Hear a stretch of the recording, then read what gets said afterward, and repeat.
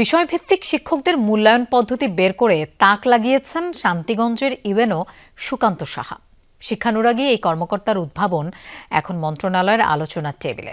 শিক্ষাবিদরা বলছেন, কিছু বিষয় অন্তর্ভুক্ত করে এই পদ্ধতিতেই বেরিয়ে আসবে শিক্ষকদের মান, বাড়বে প্রতিযোগিতা। প্রাথমিক ও গণশিক্ষা উপদেষ্টা বলছেন, প্রান্তিক শিক্ষার মানোন্নয়নে গৃহীত হতে পারে এই প্রকল্প।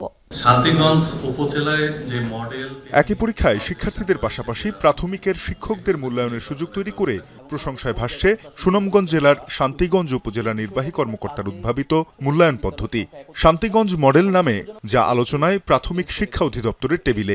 তাদের মধ্যে কিন্তু একটা প্রেশার আমরা এটার মাধ্যমে তৈরি করে দিতে পেরেছি। অভিনব এ পদ্ধতির উদ্ভাবক শান্তিগঞ্জের ইউএনও সুকান্ত সাহা জানান, উপজেলা ও জেলা পর্যায়ে মেধা যাচাই পরীক্ষায় শিক্ষকদের পাঠদানে প্রতিযোগিতা ও শিক্ষার্থীদের বিদ্যালয়ে উপস্থিতি উভয়ই বেড়েছে। একটা পরীক্ষার মাধ্যমে আমরা কিন্তু আসলে একটা মোটা দাগে আমরা একটা পেন পিকচার আমাদের উপজেলার ক্ষেত্রে পেয়েছি। এখন যখন আমরা দ্বিতীয় পরীক্ষাটা নিয়েছি, আমাদের মার্কসের ক্ষেত্রে যেহেতু দুই ধরনের পরীক্ষা ছিল, দুই ধরনের প্রশ্ন পদ্ধতি ছিল, মার্কের একটা ডেভিয়েশন ছিল। সুনামগঞ্জ জেলা পর্যায়ে 1400-র বেশি স্কুলে এই পরীক্ষা হয়েছে জেলা প্রশাসনের পৃষ্ঠপোষকতায়। অংশ নেয়া চতুর্থ ও পঞ্চম শ্রেণীর 60,000 শিক্ষার্থীর ফলাফলের ভিত্তিতে দেয়া হয়েছে মেধাবৃত্তি। একই সাথে মূল্যায়ন হয়েছে জেলার 4000-এর বেশি শিক্ষকের। পুরস্কৃত করা হয় বিষয়ভিত্তিক শ্রেষ্ঠ শিক্ষকদের। জেলা প্রাথমিক শিক্ষা কর্মকর্তার সাথে বৈঠকের সাথে আমরা সিদ্ধান্ত নেই যে হ্যাঁ, উনরা এটাতে রাজি আছে এবং উনরা হোল হার্টেডলি আমাকে সাপোর্ট করেছেন।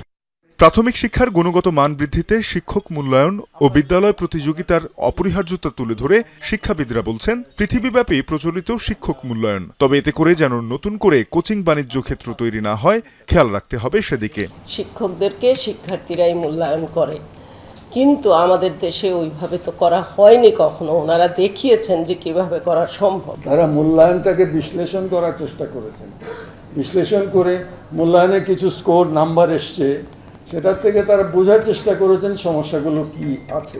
প্রাথমিক ও গণশিক্ষা উপদেষ্টা জানান, এরই মধ্যে শান্তিগঞ্জ মডেলটি আরও সুগঠিত করতে গঠন করা হয়েছে কমিটি, যেখানে রাখা হয়েছে সেই শান্তিগঞ্জের ইউএনওকেও। আমাদের মূল টার্গেট সাক্ষরতা, এটা কখনোই জাতীয় পর্যায়ে করা ঠিক না, এটা আমার দৃঢ় অভিমত।